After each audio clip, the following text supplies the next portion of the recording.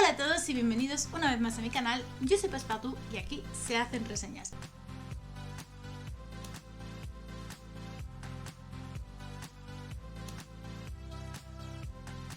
Hola a todos, si no me conoces, yo soy Passepartout y hablo de series, de libros y de películas, y hoy os traigo el wrap-up de los meses de febrero y de marzo. Sí, los llevo muy atrasados y haré otro vídeo para el mes de abril.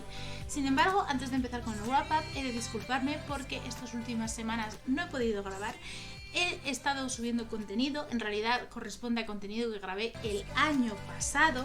Los había guardado esos vídeos para luego volver a grabarlos y hacer contenido actual. Lo que pasa es que ante la imposibilidad de grabar y de montar vídeos estas últimas semanas por razones personales de salud y de trabajo, porque sí, se me ha juntado absolutamente todo, he preferido seguir subiendo contenido a que no tuvieseis nada, porque al final los vídeos no están tan mal, entonces he preferido seguir subiendo vídeos.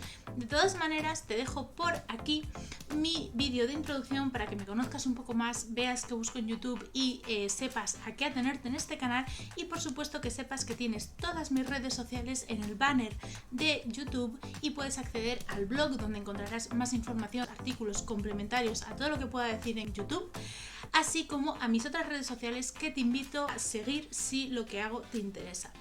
Entonces, hoy voy a grabar toda una serie de vídeos, pero vamos a empezar por el wrap-up de estos 2 meses. Entonces, en el mes de febrero mayoritariamente leí un libro, luego me sobraron un par de días y leí un par más, pero voy a hablar sobre todo de un libro bastante tocho. Y luego en el mes de marzo sí que he leído más libros. No tengo todos los libros en físico aquí, pero como siempre os voy a dejar las portadas en pantalla para que podáis ir a ver qué libros son y toda la información. Así que si te interesa, empezamos. Bueno, en el mes de febrero mayoritariamente leí 2 libros, pero uno de ellos es este de aquí, que me llevó como un mes y medio. Entonces, ¿por qué me llevo un mes y medio? Pues porque, como podéis ver, es un libro bastante gordo y la letra es así. Si me seguís en Instagram ya hice un pequeño reel sobre este libro porque me estaba gustando mucho, pero veía que iba a tardar la vida en leérmelo. El libro se llama Taipan, está en inglés, es de James Clavell, un autor británico, creo que también ha vivido en Australia, en Canadá, en Estados Unidos, bueno, ha viajado muchísimo, y pertenece a una saga de 6 volúmenes que son Shogun, Taipan, Gaijin, King Rat, Noble House y Warling, y que abarcan eventos que ocurrieron entre 1600 y 1979, es decir, la historia más o menos reciente de Asia. Entonces, en cuanto lo vi, me llamó muchísimo la atención porque a mí me encanta Asia y estoy un pelín obsesionada con todo lo que pueda leer sobre Asia mejor. En este caso, el Taipan es la palabra china para designar aquel que manda, the ruler en inglés. De hecho, Tai, ¿vale? Os dejo el Hanzi por aquí. Es el Hanzi, es decir, el carácter chino para designar aquello que está por encima, lo alto, lo que llega al cielo. Entonces, la idea es que seguimos las trazas de un personaje principal que se llama Dirk Struan, que es escocés y que es el Taipan de Hong Kong. Es decir, es un pirata que ha conseguido mucho poder a través del comercio, sobre todo del opio. Entonces se habla de las guerras del opio y es la isla de Hong Kong para el gobierno británico de la época isabelina.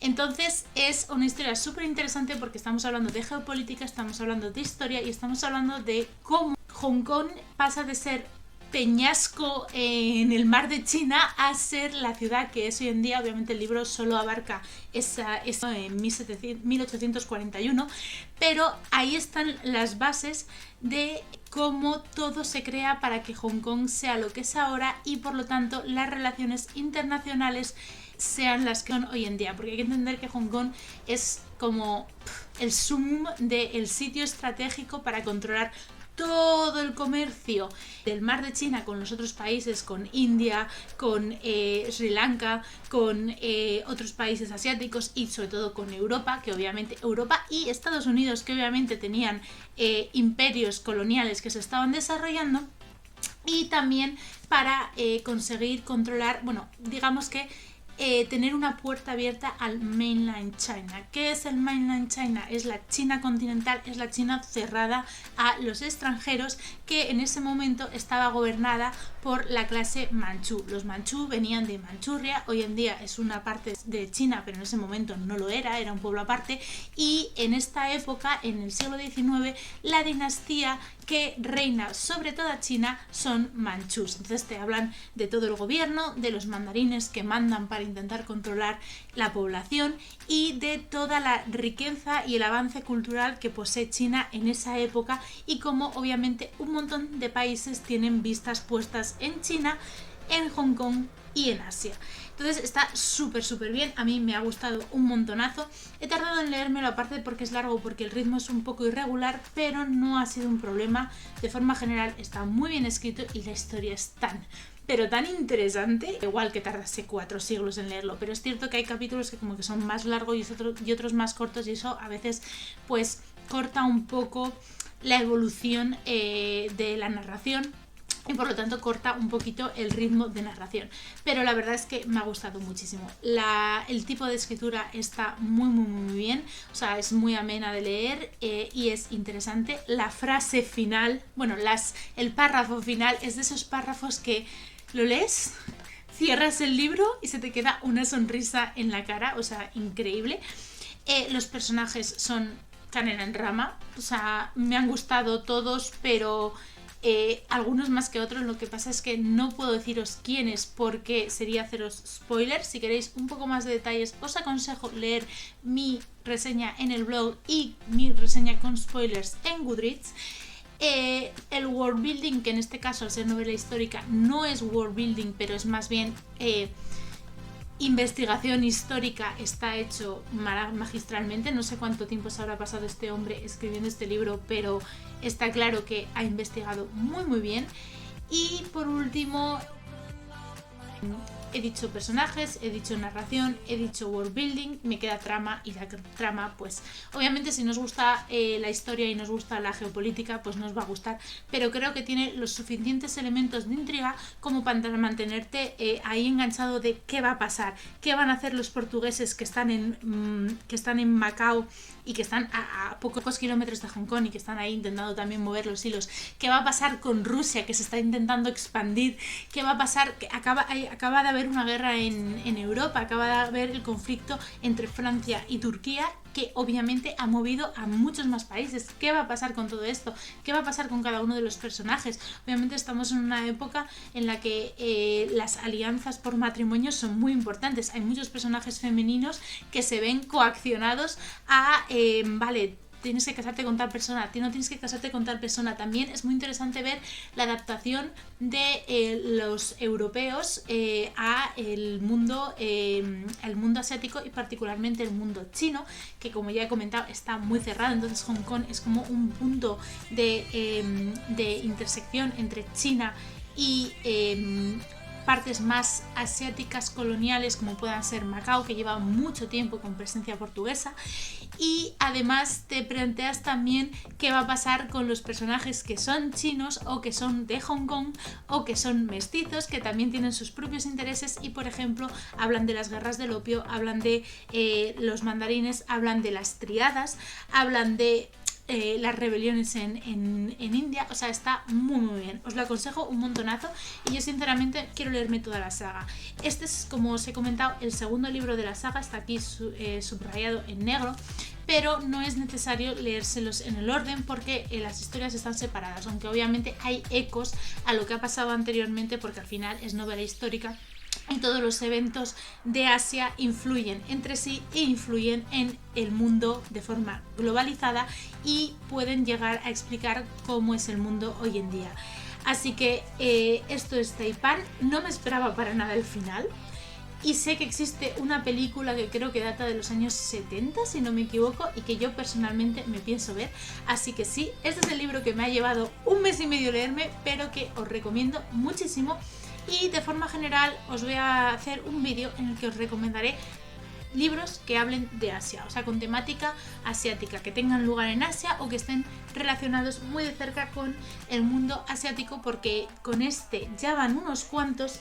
Uno de los que me estoy leyendo es este de aquí, que es de Moha Haider y que se llama Tokio. Entonces tengo una lista bastante larga aquí, pero está claro que muy pronto os voy a traer un vídeo de ese estilo.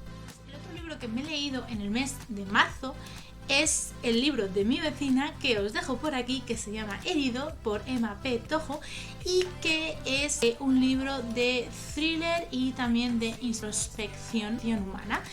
Y es un libro en español muy cortito, se lee muy rápido. Yo me lo leí en 3 días y porque tenía otras cosas que hacer, porque si hubiese llegado a tener esos días libres me lo hubiese leído en uno. Y la verdad es que me ha gustado mucho. Es periodista y este es el primer libro que publica. También tiene un blog que os dejo por aquí por si queréis seguirla, aunque es un blog más de vida diaria, no hay tanto una temática. Esta mujer que es periodista pues ha escrito esta primera novela. ¿De qué va Herido? Herido es la historia de un hombre cuya vida no ha ido muy bien y está rodeado de unos personajes, la mayoría de ellos mujeres, con las que tiene varias interacciones y que tienen detrás de la relación con cada una de ellas o cada uno de ellos hay un interrogante, a la que se suma la interrogante principal, puesto que el libro empieza en medias res, es decir, en la acción con un crimen que acaba de tener lugar y el misterio de quién es esa persona que ha muerto, y esa es el hilo conductor que a través de saltos en el tiempo y de ir descubriendo personaje a personaje, capítulo a capítulo, un capítulo por personaje, toda la historia del personaje principal pues nos va a llevar a la resolución de todos los misterios y del misterio principal también. Entonces yo creo que la verdad es que para un primer libro, que no es nada evidente, está más que aprobado. Los personajes están muy bien construidos, la historia es muy interesante, la narración es buena y el world building, bueno, en este caso ocurre en Madrid en las últimas décadas, desde los años más o menos 70 hasta nuestros días. Entonces no hay world building tal cual, pero sí que hay descripción mundo tal y como es en la ciudad de Madrid, capital de España. Nosotros vivimos en Madrid, así que obviamente está escrito desde el punto de vista de una persona que conoce muy bien la ciudad.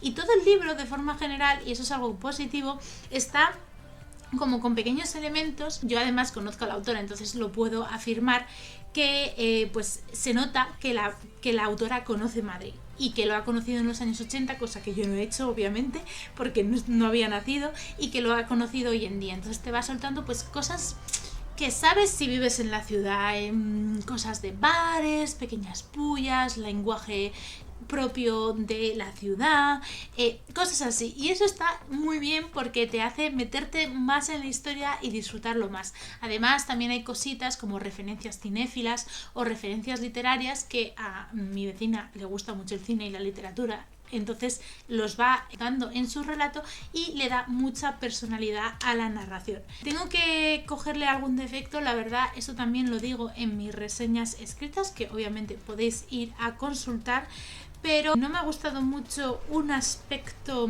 de las relaciones, sobre todo al final, entre dos personajes en específico. Yo lo hubiese hecho bastante diferente, entonces creo que al final, aunque el libro es muy bueno y el final es bueno, también le resta un poco de fuerza a lo que podría haber sido un final apoteósico y se queda un poco como nah, pero aprueba perfectamente. Y además el personaje principal no me cae nada bien y de verdad, o sea, a medida que vas leyendo el libro se va entendiendo, pero es que me cae muy mal. Obviamente la autora me ha comentado que al final los personajes secundarios son los más fuertes de carácter, sobre todo las mujeres.